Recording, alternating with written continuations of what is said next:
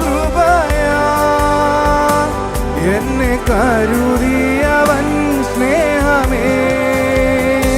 ദയയാ നിത്യദയയാ എന്നെ നടത്തിയ കാരുണ്യമേ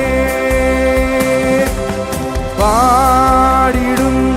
ഞാൻ ഘോഷിക്കും നിൻ നാമം എത്ര ഉന്നതം പാടിടും ഞാൻ ഘോഷിക്കും നിൻ സ്നേഹം എത്ര